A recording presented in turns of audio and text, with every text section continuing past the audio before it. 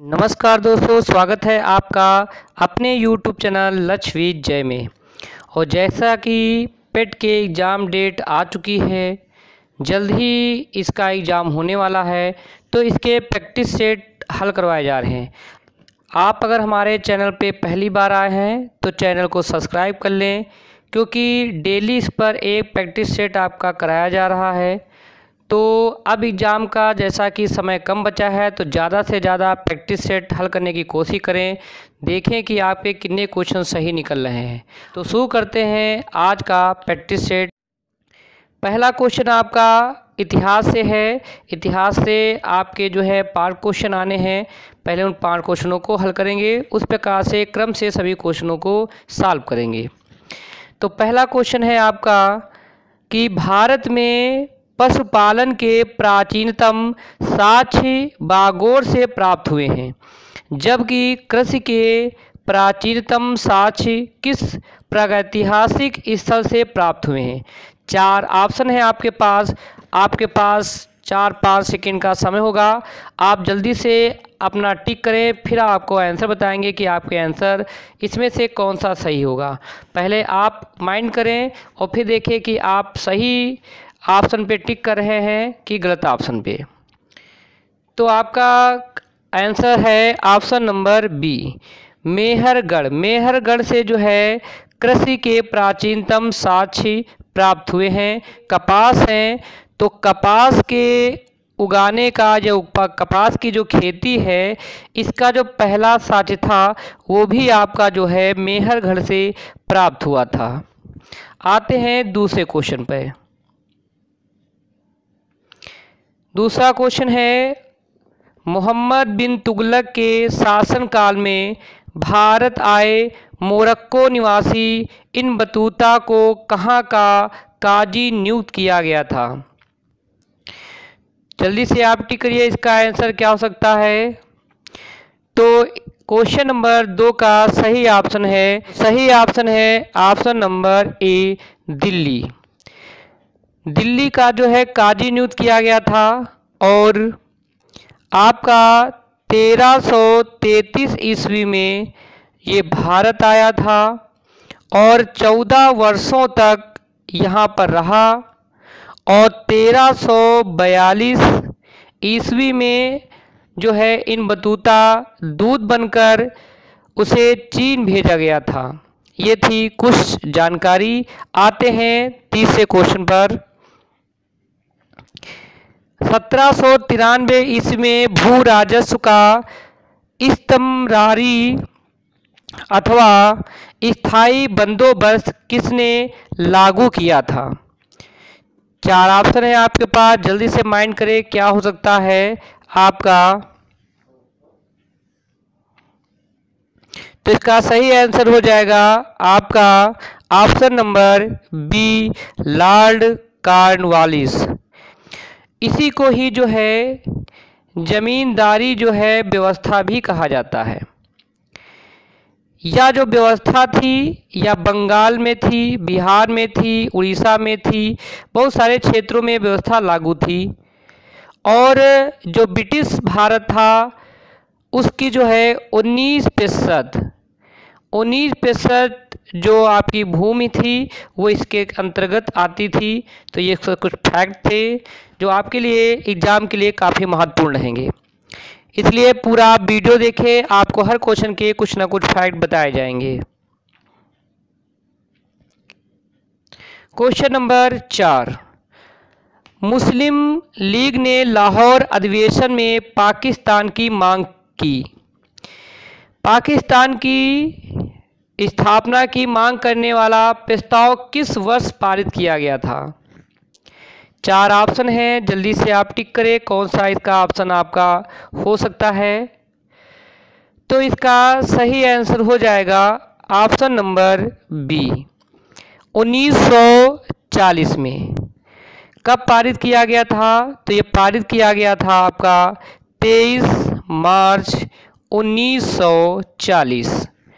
मोहम्मद अली जिन्ना के नेतृत्व में इस आंदोलन में द्विराष्ट्र सिद्धांत का प्रतिपादन किया गया और जिसे पाकिस्तान प्रस्ताव नाम दिया गया।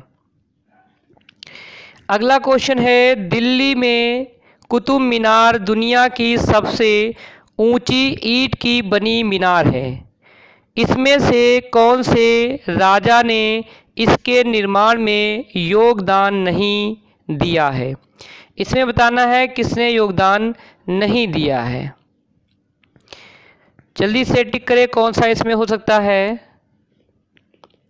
तो इसका सही आंसर हो जाएगा option number C, Alauddin Khilji.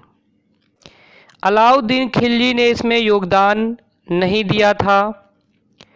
Qutub Minar का जो निर्माण था वो कुतुबुद्दीन ऐबक ने कुतुबुद्दीन अख्तियार काकी के नाम पर किया था, उनकी याद में किया था, जिसे इल्तुतमिश ने जो है पूरा कराया था। आसमानी बिजली गिरने के कारण इसकी एक मंजिल जो है क्षतिग्रस्त हो गई थी,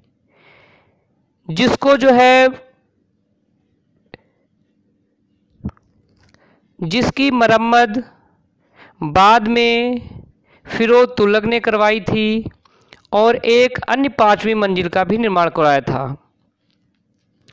उसके बाद 1506 में सिकंदर लोदी ने भी इसकी मरम्मत करवाई थी।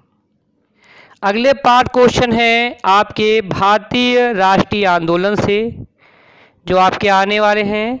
तो क्वेश्चन नंबर 6 पे आते हैं, भारतीय स्वतंत्रता संग्राम के निम्नलिखित क्रांतिकारियों में से किसे मास्टर दा कहा जाता है? तो क्वेश्चन नंबर 6 का सही आंसर हो जाएगा आपका सूर्यसेन। सूर्यसेन को मास्टर दा कहा जाता है। इन्होंने जो है इंडियन रिपब्लिक आर्मी की जो भी स्थापना की थी और 1930 को चटगांव शस्त्रागार को लूटा था। महात्मा गांधी का चंपारण सत्याग्रह किससे जुड़ा था? तो क्वेश्चन नंबर 7 काफ़ी महत्वपूर्ण है, कई एग्जामों में पूछा भी गया है। इसका सही आंसर हो जाएगा ऑप्शन नंबर बी, तनकठिया जो है प्रथा से जुड़ा था।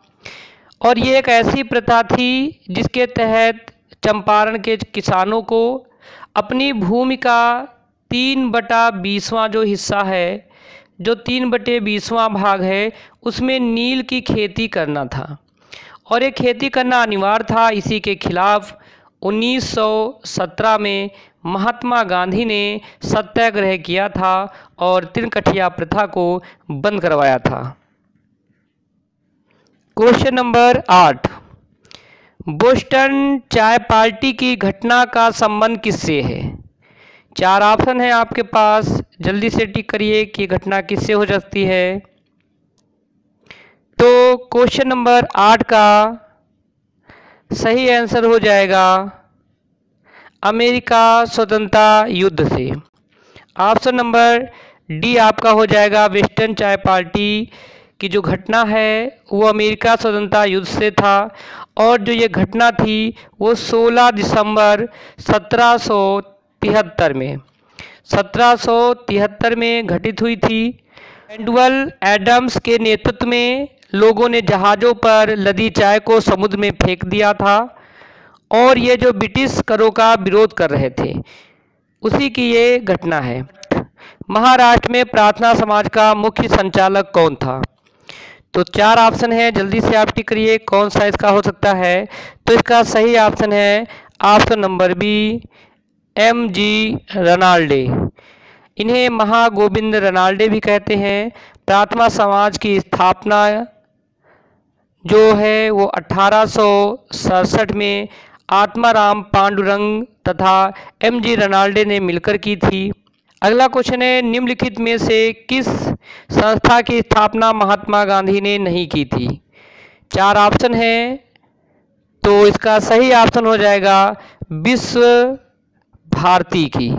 किसकी नहीं की थी? विश्व भारती की स्थापना महात्मा गांधी ने नहीं की थी। इसकी स्थापना जो है 1921 में गुरु रवींद्रनाथ टैगोर के द्वारा की गई थी। किसके द्वारा की गई थी? रवींद्रनाथ टैगोर के द्वारा की गई थी। अगला क्वेश्चन भूगोल से है, 5 क्वेश्चन। किसी तारे का रंग निर्भर करता है, 4 ऑप्शन है, जल्दी से टिक करिए किस पर निर्भर कर सकता है। तो क्वेश्चन नंबर 11 का सही ऑप्शन है उसके ताप पर। किस पर कर सकता है? ताप पर कर सकता है। ऑप्शन नंबर ए आपका सही हो जाएगा। अगला क्वेश्चन है, निम्नलिखित में से कौन शीतोष्ण घास के मैदान हैं? ये भी आपका जबरदस्त क्वेश्चन है, अक्सर एग्जामों में आपका पूछा जा सकता है। शीतोष्ण घास के मैदान, ऑप्शन नंबर डी जो है वेल्ड, पंपाज और डाउन्स, ये सभी ही शीतोष्ण घास के मैदान हैं। जो पंपास है ये अर्जेंटीना में पाया जाता है, जो डाउन्स हैं वो ऑस्ट्रेलिया में पाए जाते हैं, और जो वेल्स हैं ये दक्षिण अफ्रीका में पाए जाते हैं। अगला क्वेश्चन है, उत्तरी अमेरिका के शीतोष्ण घास स्थल को कहते हैं। क्वेश्चन नंबर 13, तो ये इसका आंसर हो जाएगा आपका ऑप्शन नंबर बी, इसे पेरी कहते हैं। क्या कहते हैं? इसे पेरी कहा जाता है, जो घास के मैदान होते हैं। तो बहुत सारे घास के मैदान हैं, इनको अगर नोट करना चाहें तो आप नोट कर सकते हैं। जो आपका पंपास है अभी ऊपर बताया था, ये अर्जेंटीना का है, और जो आपका सवाना है ये भी आपका घास का जो मैदान है, सवाना जो है ये अफ्रीका का है। उसके बाद लानोस आपका घास का जो मैदान है, लानोस ये आपका वेनेजुएला का है। डाउन्स अभी ऊपर बताया है ऑस्ट्रेलिया का है, और स्टेपीज आपका एशिया और यूरोप में पाया जाता है। तो काफ़ी महत्वपूर्ण ये आपके लिए है। आते हैं अगले क्वेश्चन पर। क्वेश्चन नंबर 14, अंडमान और निकोबार द्वीप समूह भारत का एक संघ शासित प्रदेश है। निकोबार में द्वीपों की संख्या क्या है? क्वेश्चन नंबर 14 का सही आंसर हो जाएगा ऑप्शन नंबर बी, 19। 19 द्वीप का समूह है, और इस द्वीप के उत्तरी भाग को कार निकोबार तथा दक्षिणी भाग को महान निकोबार भी कहा जाता है। क्वेश्चन नंबर 15, भारत में कौन सा राज्य नारियल का सबसे बड़ा उत्पादक राज्य है?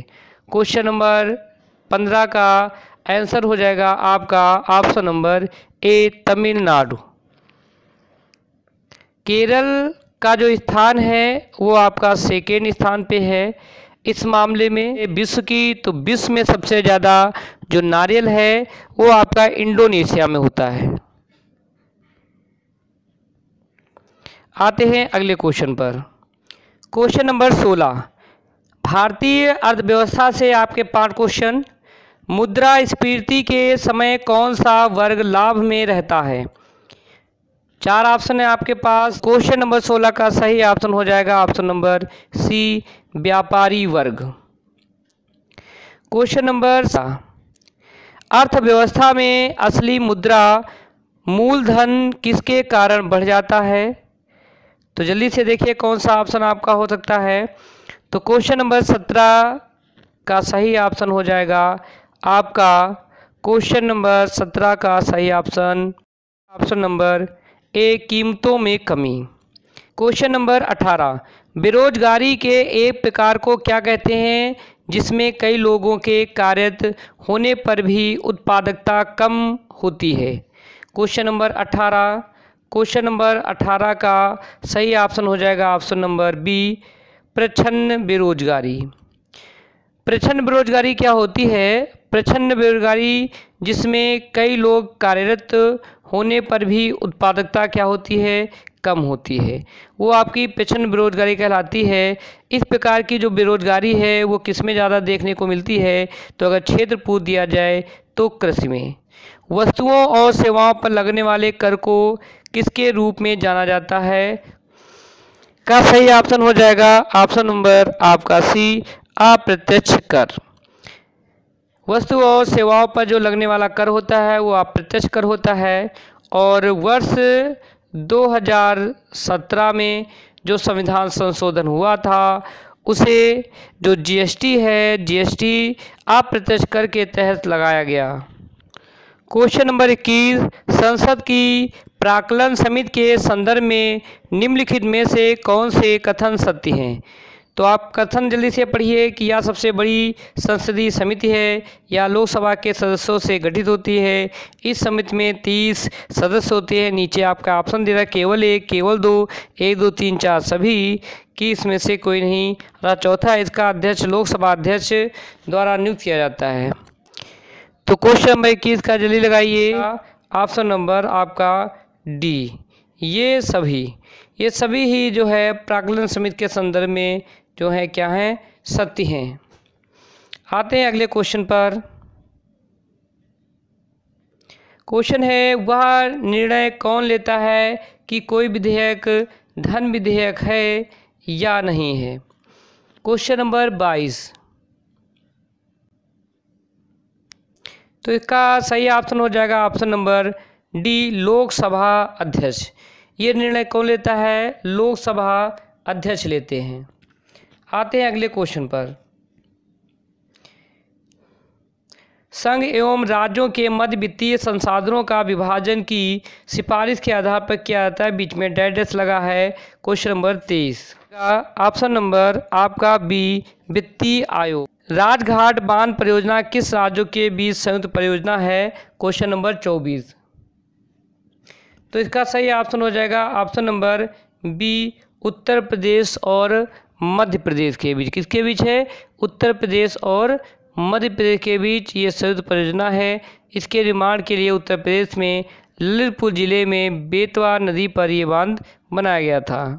भारतीय संविधान के किस भाग में मौलिक कर्तव्यों का उल्लेख है? बढ़िया क्वेश्चन है आपका ये भी। तो क्वेश्चन नंबर 25 का सही ऑप्शन हो जाएगा ऑप्शन नंबर आपका डी, 4A में। भारतीय संविधान के भाग 4A में मौलिक कर्तव्यों का उल्लेख है। अनुच्छेद 351 का में 10 मूल कर्तव्यों का उल्लेख किया गया था। वर्तमान में इनकी संख्या 11 है। उसके बाद आते सामान्य ज्ञान पर। कौन सा रक्त समूह सार्वभौमिक स्वीकृता है? ऑप्शन आपके पास दे रखे हैं। तो आपका ऑप्शन हो जाएगा option number D, AB। AB जो है सर्वग्राही होता है और O जो है आपका सर्वदाता होता है। Question number 27। साबुन का बुलबुला डैश के कारण गोलाकार प्राप्त कर लेता है। 4 ऑप्शन है आपके पास क्वेश्चन नंबर 27 के लिए। तो इसका सही ऑप्शन हो जाएगा ऑप्शन नंबर सी, पृष्ठ तनाव के कारण। Question number 23। विज्ञापन, नामपट और सजावटी रोशन में आमतौर पर इस गैस का उपयोग किया जाता है। क्वेश्चन नंबर 28 का सही ऑप्शन हो जाएगा ऑप्शन नंबर का हो जाएगा बी, नियान। Question number 29। निकट दूर वाले व्यक्ति को ठीक किया जा सकता है। क्वेश्चन नंबर 29 का सही ऑप्शन हो जाएगा ऑप्शन नंबर बी, अवतल लेंस का प्रयोग करके। Question number 30। निर्वात में से किन किरणों को प्रसारित नहीं किया जा सकता है? तो यानी कि जो ध्वनि तरंगे हैं उनके माध्यम से इन तरंगों को प्रसारित नहीं किया जा सकता है। तो ये थे हमारे आज के 30 क्वेश्चन जो आपके जीएस से थे। इसके बाद मैथ और रीजनिंग के क्वेश्चन बचते हैं जो कि अगले वीडियो में आपको प्राप्त होंगे। और जो लोग हमारे चैनल पे पहली बार आए हैं तो हमारे चैनल को लाइक भी कर दे, सब्सक्राइब कर दे और ज़्यादा से ज़्यादा अपने जो ग्रुप है उसमें शेयर कर दे। तो ज़्यादा से ज़्यादा प्रैक्टिस सेट हल करने के लिए आप हमारे चैनल को सब्सक्राइब कर लें।